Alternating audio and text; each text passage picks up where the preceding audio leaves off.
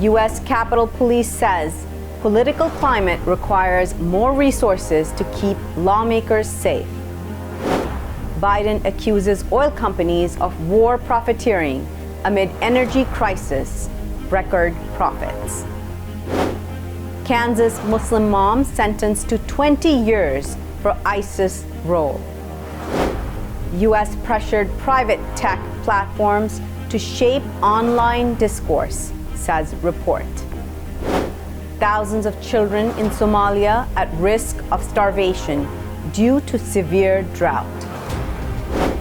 Indian police raid houses and office of leading media outlet, The Wire.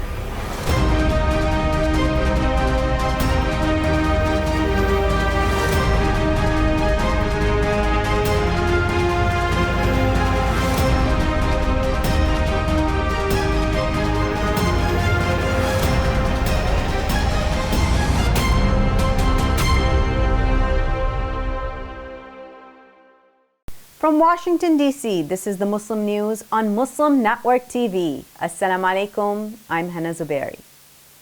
Our top story tonight, U.S. Capitol Police Chief Tom Manger said more resources are needed to provide security for lawmakers due to today's contentious political climate. His comments came in the wake of Friday's attack on House Speaker Nancy Pelosi's husband, Paul Pelosi. Manger called the attack an alarming reminder of the dangerous threats elected officials and public figures face. He said Capitol Police made security improvements following the 2011 shooting of then Representative Gabby Giffords of Arizona.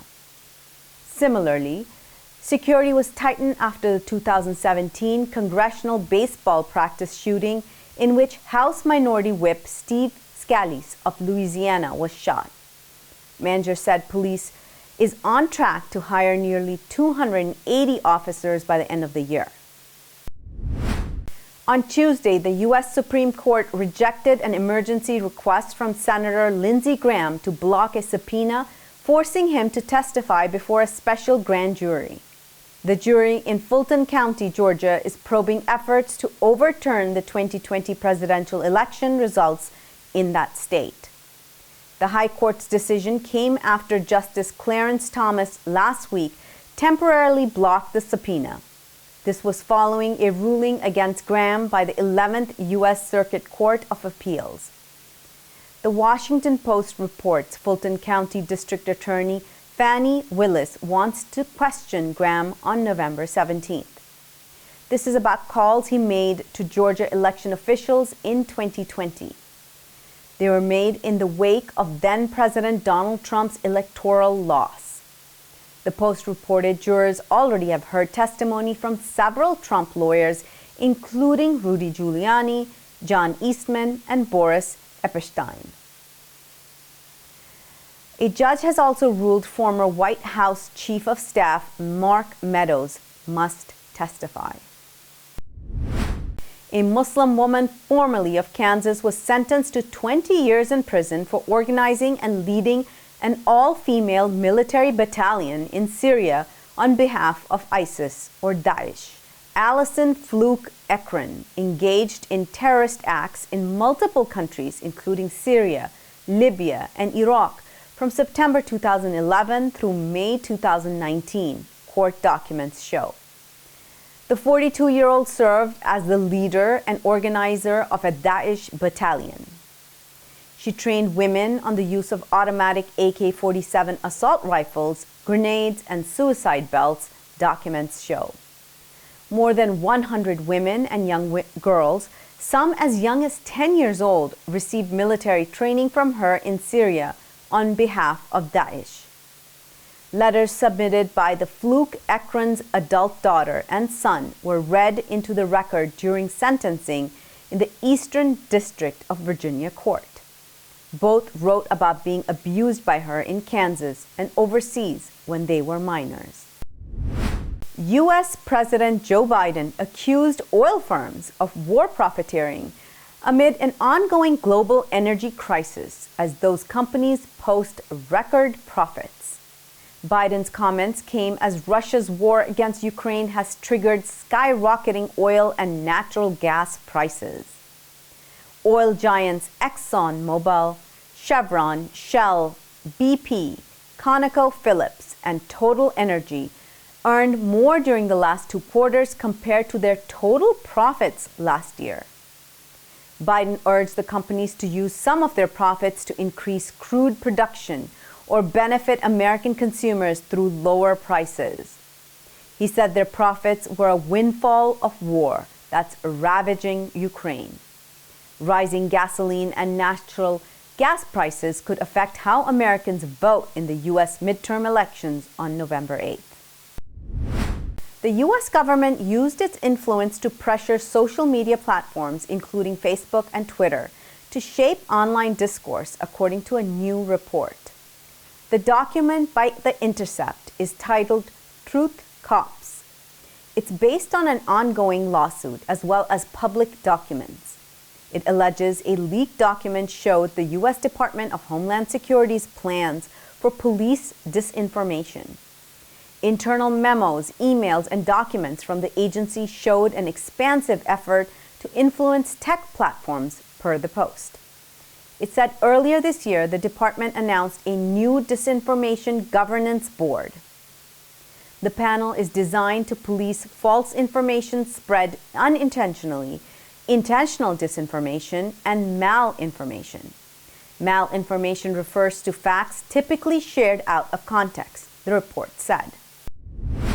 A Muslim woman's discrimination lawsuit against an airline may proceed after she was removed from her flight, the Minnesota Court of Appeals ordered Monday. Maryam Oromashudu was accused of stealing a pair of earrings from a Swarovski shop at Minneapolis-St. Paul International Airport in July 2019. That prompted her removal from the flight to Florida. Oromashudu, an engineer, was headed home after working in North Dakota's oil fields. The Swarovski store manager helped Oromashudu purchase a pair of earrings for her young daughter, showing her multiple pairs. The manager claimed afterwards that some earrings went missing. When Oromashudu left to go get some snacks before her flight, the manager reported a theft to airport police and accused her of stealing. Oromashudu had boarded her flight and was watching a movie when police removed her from the airplane, according to the lawsuit filed in Hennepin County District Court. Police searched Oromashudu and found the Swarovski receipt and the earrings she had bought. They later determined a theft never occurred. Former Mosque president in Maryland pleads guilty. Details come after the break. Stay tuned, and we'll be right back after these messages.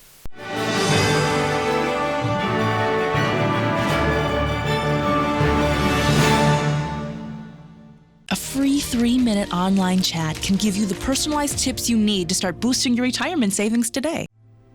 I am what hunger looks like in America. If I could be you, and you could be me for just 1 hour.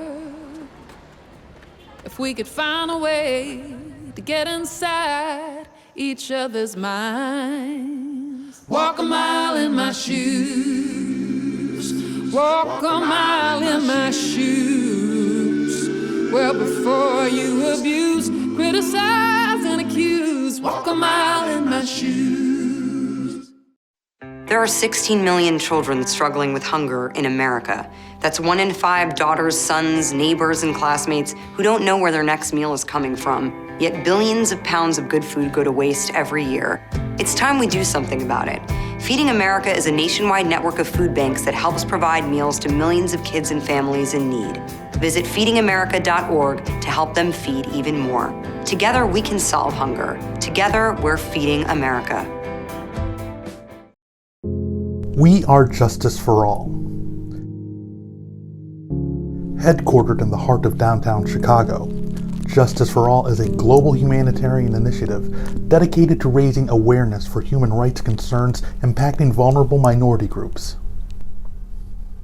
Our diverse team of staff and volunteers, led by Imam Malik Mujahid, work tirelessly to help Justice for All achieve their goals.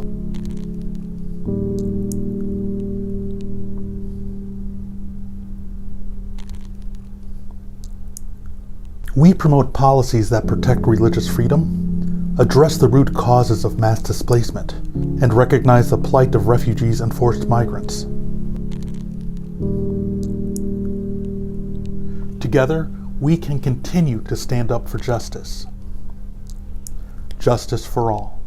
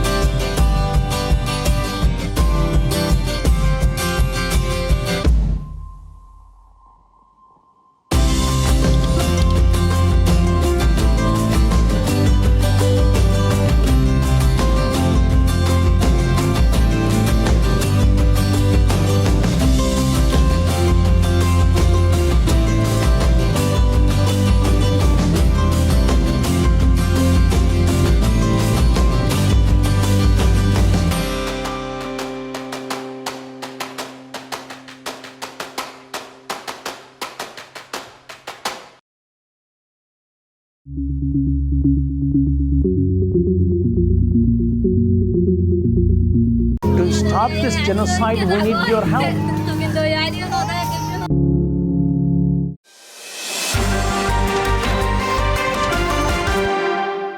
Welcome back. A 52-year-old Howard County man pleaded guilty this week to stealing up to $100,000 while he was serving as the president of the Dar al-Taqwa Mosque in Ellicott City. Adnan Fiaz Khan has access to checks and debit cards from the mosque's bank accounts, prosecutors said. Between January 5, 2017 and August 9, 2019, Khan used roughly $40,000 in mosque funds to make personal purchases, the Howard County State's Attorney Office said. He used the money to purchase light fixtures for his home, a new vehicle for his wife, made property tax business payments, and for a family vacation, prosecutors added. Khan did not have permission from mosque board members or any members of the mosque to use the funds for his own personal expenses, court documents show. Khan was sentenced to 5 years suspended with 2 years of unsupervised probation. Thousands of Somali children are at risk of starvation from the worst drought to hit the African nation in recent years. Families surviving on agriculture and animal husbandry have fled their homes due to the drying up of water sources. Malnourished infants and children make up the majority of patients at Goblidga Bay Hospital, the largest hospital in Somalia's Bay region.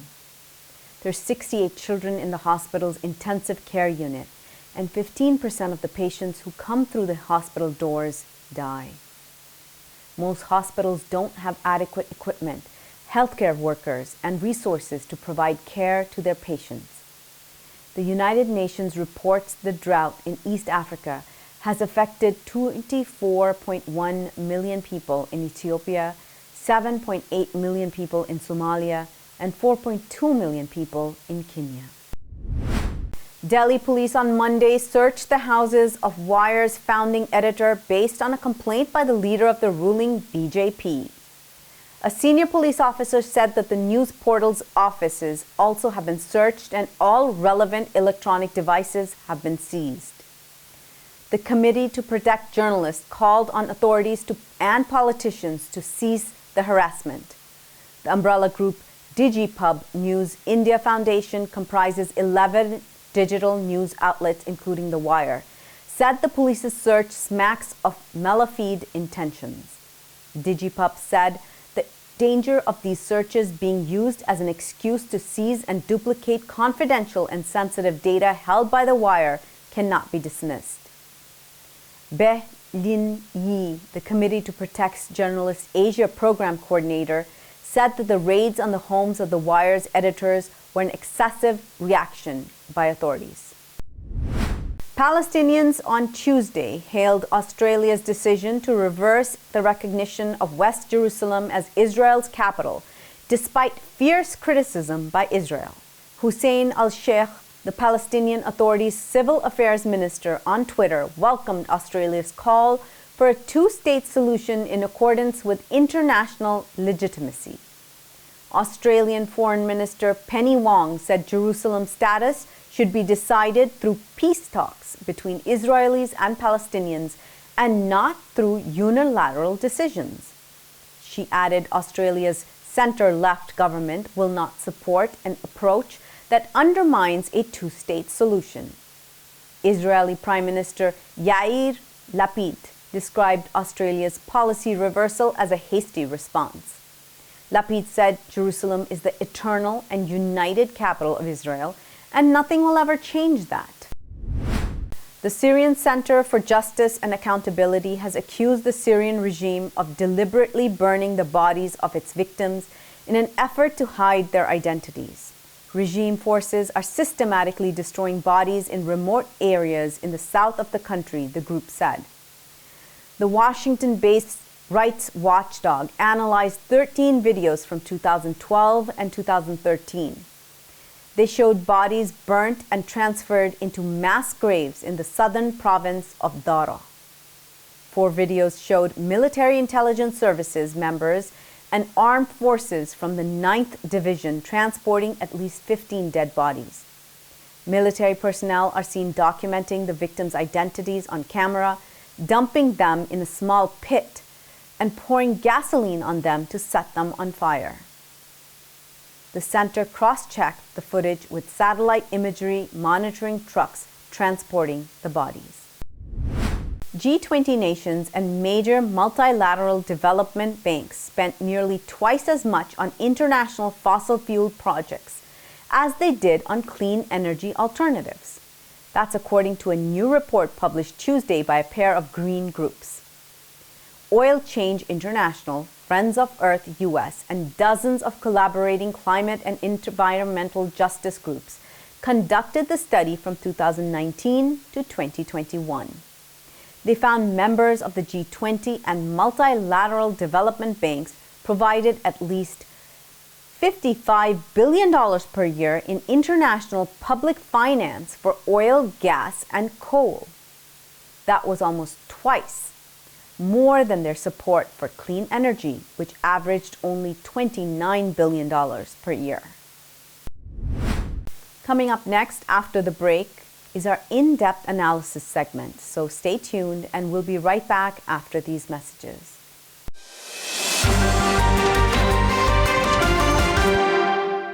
If I could be you, and you could be me for just 1 hour. If we could find a way to get inside each other's minds. If you could see you through my eyes instead of your ego, I believe you'd be surprised to see that you've been blind. Walk a mile in my shoes. Walk a mile in my shoes. Yeah, before you abuse, criticize and accuse. Walk a mile in my shoes. Walk a mile in my shoes. Well, before you abuse, criticize and accuse. Walk a mile in my shoes.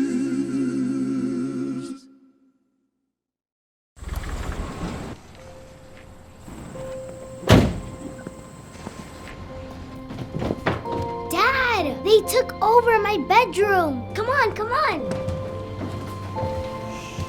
Okay, Dad. 1, 2, 3.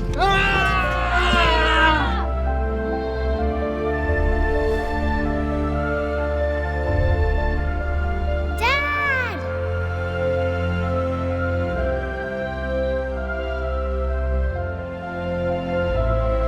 You saved me. Dad? you okay? I'm fine, dear.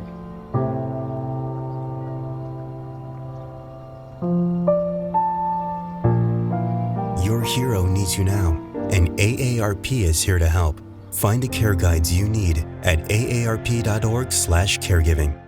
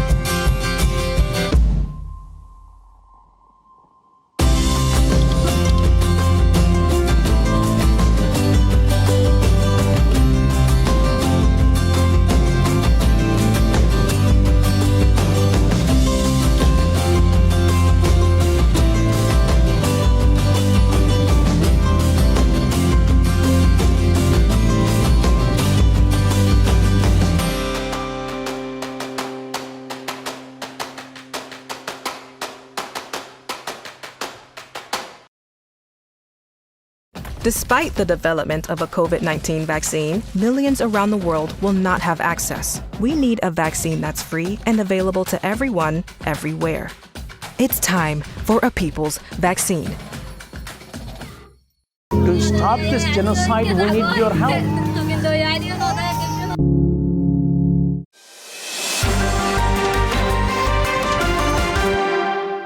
Welcome back. To discuss the Supreme Court attack on affirmative action in college admissions, let's go to Edward Ahmed Mitchell. Over to you, Edward.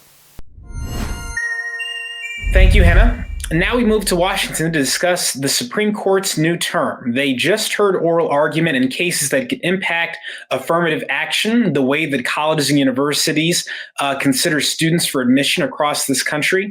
What are these cases about? What are the implications? What are the arguments on both sides? We want to dive into that discussion today with our special guest, Professor Francis Boyle. Many of you may know him. He is professor of law at the University of Illinois, and he is the author of many books, including Tackling America's Toughest Questions. We're very happy to have him with us here today. Professor Boyle, good afternoon. How are you? Thank you. Assalamu alaikum. Thank you for having me on. Wa alaikum assalam. Thank you so much for joining us. So, Professor Boyle, first, tell us about these two cases before the Supreme Court that are being argued, the Harvard case and the other case, both related to affirmative action.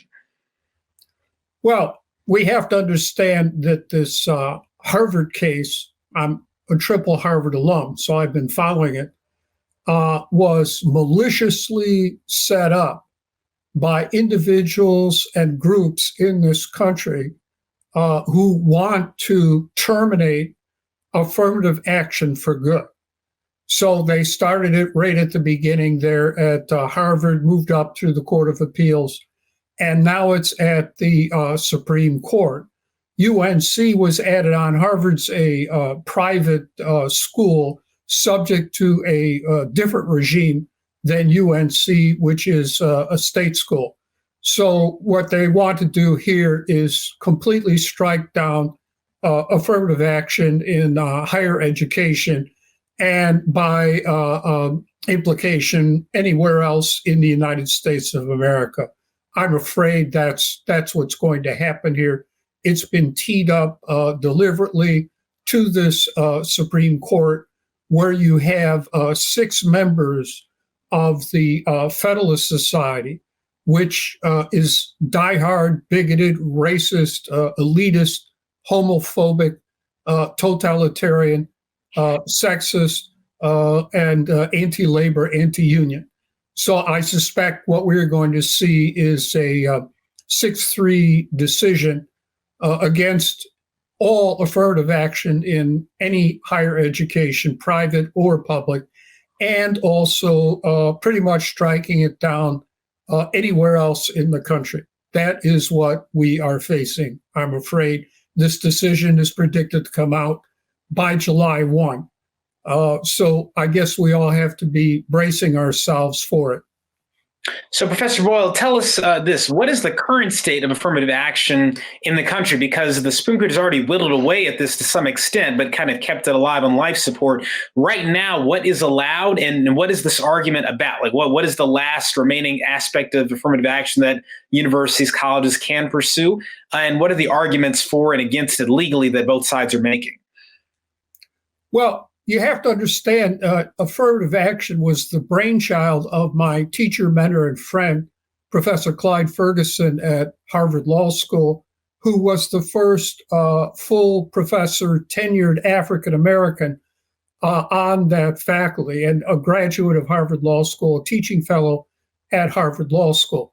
And Clyde originally intended affirmative action as being rectificatory justice, as defined by Aristotle in Book 5 of the Nicomachean Ethics. That is remedial justice for the fact that Africans were the only people brought here to the United States as slaves and kept in slavery for centuries. And even after the Civil War, you had de jure apartheid against African Americans until the U.S. Civil Rights Act of 1964. Clyde was working for the Department of Justice at that time, had a role to play in that. The head of that at the time was my friend Ramsey Clark. They drafted the U.S. Civil Rights Act of 1964. Then came the Voting Rights Act. I know Ramsey was involved in that, which, by the way, the current Supreme Court under Justice Roberts gutted Section 5, and they're probably going to get rid of the rest of it soon. And then came the Fair Housing Act of 1968. Only as recently as 1968 could it be said that African Americans no longer live in a de jure apartheid state. But clearly, they live in a de facto apartheid state. Just read the Apartheid Convention. Now, what happened was that instead of the powers that be and the Supreme Court arguing this as a matter of rectificatory justice for African Americans, in the Bakke decision in 1978, the Supreme Court, in an opinion by Justice Powell, who's a diehard racist from the neoconservative South, switched the entire rationale to so-called diversity. And that argument is racist in itself because the argument is, oh, well, it's good for the white students to have black students around. It's beneficial to the white students. Well, how are you going to win an argument like that? And so that was what they were arguing on Monday. And it's clear that diversity is going to be struck down for sure. Gotcha. So tell us about this. What do you think how would the legal argument be made in the alternative? So you just noted that Justice Powell kind of switched the argument to this diversity framework, which seems likely to fall. Is there a different legal argument that could have found more success even with these kind of justices, or was it just doomed no matter what the explanation for affirmative action was? Well, certainly, in my opinion, it should have stayed the legal argument on the legal and moral grounds as articulated by Professor Ferguson. Restorative justice, remedial justice for African Americans. That was a defensible position. Moving it over to diversity just made it wishy-washy, that it's affirmative action is good because it's good for white students to have black students around. But that's what happened in Bakke. Powell wrote it. He was a bigot and a racist from the South, a neoconservative South. So, of course, it wasn't going to last very long if that was how you were justifying it, which has been the case since Bakke. So if the Supreme Court rules as you expect, how do you think schools would respond? I think it was Justice Gorsuch who made a remark that, look, if Harvard wants to consider race in its application process, it can just stop accepting federal funding, which is not necessarily a practical suggestion. But how do you think schools are going to react if the ruling does come down the way you expect? Private schools versus public universities? Well, I think Harvard will try. I've spent 7 years at Harvard and 2 years teaching undergraduates at Harvard. I think Harvard will try to keep minority students at Harvard. They'll go back and figure out some way. It might not be the same number, but unfortunately, I think bigots and racists in higher education are simply going to use this in order to gut affirmative action for minority students across the board, and the numbers will significantly decrease. But I do know my experience at Harvard. I believe they're going to try. I hope so. Now, would it be the case, Professor, as you may have noted, that, schools could, instead of just making a decision based solely on someone's race, look at their personal experiences, right? The obstacles they've overcome, perhaps because of their ethnic background? Would that be something they could still consider, not necessarily what the color of your skin is, but what life experiences you've had in determining whether or not, that can make a positive contribution to the campus that they want to consider? Would that be an avenue by which you're still potentially able to consider and bring in minority candidates who might otherwise be no different than a candidate who is white? Yes, I think Harvard would do something like that. I'm not here speaking, for Harvard, but my experience there, I suspect they will do that. And they will also consider socioeconomic status. As you know, all these tests are heavily weighted in favor of your socioeconomic status. So there are ways that I think it can be devised to keep minority students on campus. I think Harvard will try. Other campuses, I suspect the administration will just succumb and say, fine, let's get rid of it. I hate to say that. I can't speak for, everywhere else. Of course. Now, for our viewers who may not be, I'm a lawyer, you're an attorney as well, and a law professor. Can you explain the difference between these cases? For example, North Carolina dealing with a public university, Harvard, a private university. What are the different legal issues at play, the constitutional versus federal law issues? How are the justices going to be making slightly different, or are there different conclusions at all because of the different types of schools? And also, I've noted Justice Jackson recused herself from the Harvard case because of her connection there, but she's still participating in the UNC case. So just can you explain what's the difference practically between the public university situation and the private university situation? Right. The Equal Protection Clause of the U.S. Constitution applies to the public universities. It does not apply to a private university such as Harvard, but there is a federal statute.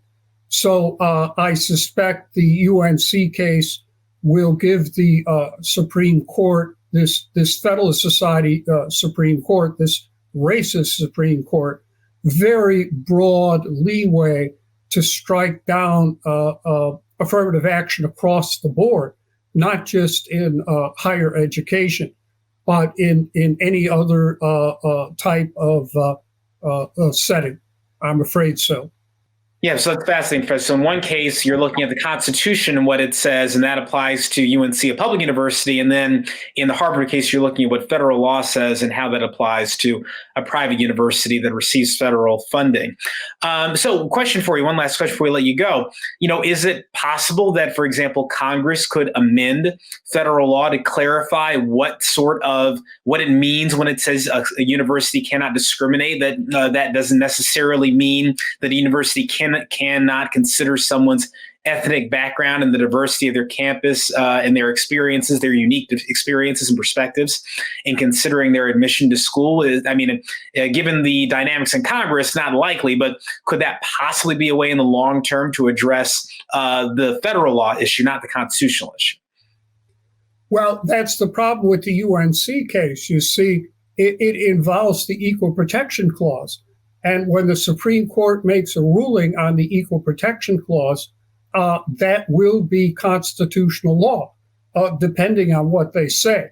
And if it is constitutional law, then there's not much Congress can do about it. I regret to say that. Right. I'm sure Congress no, I follow you there. But on the other case, the private university case, which is implicating federal law regarding federal funding, is it possible Congress could, for example, clarify what they mean, what the law says in terms of funding and anti-discrimination? Possible? Yes, they could do that. Sure. Gotcha. They could try and they'll be taken back to the Supreme Court. We'd have to see what happens. Right. Yeah. Well, I suspect that if the rulings come down the way that you expect, people are going to be getting very creative and thinking outside the box in different ways come next summer. But we shall see. Thank you, Professor Boyle, for coming to share your unique perspectives with us. And we look forward to continuing discussion of these important issues in the Supreme Court's upcoming cases. Thank you so much. Thank you. Thank you. And we'll send it back to you, Hena. Thank you so much, Edward. That's all from our Washington studios tonight. Thank you for tuning in. You can find previous episodes and more on our YouTube or Facebook. For more content, keep watching Muslim Network TV or visit muslimnetwork.tv. Assalamu alaikum and good night.